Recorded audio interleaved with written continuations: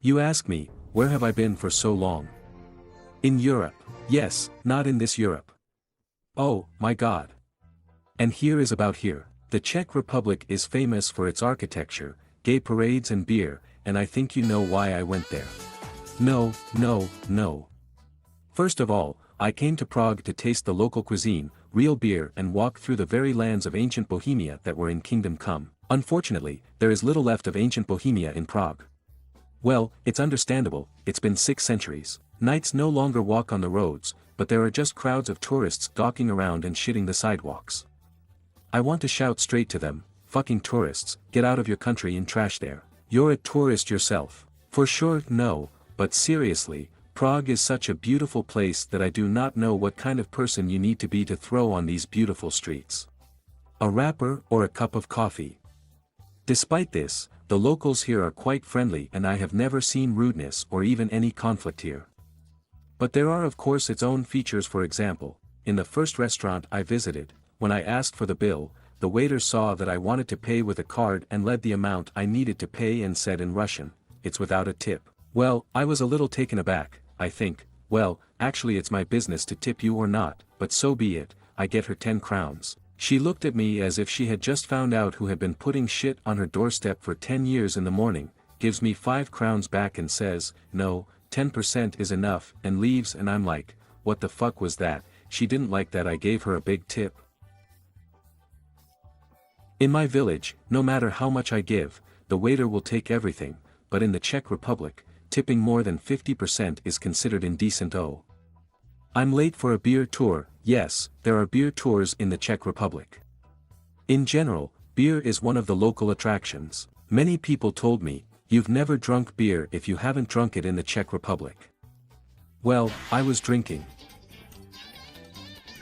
But not like that, but like a true sommelier tried to understand and catch the notes of this divine drink. 3.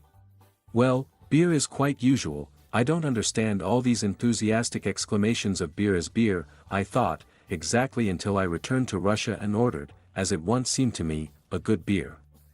Kind-hearted, waiter, excuse me, but why did you bring me beer-flavored water? The waiter, and not, this is the purest urine.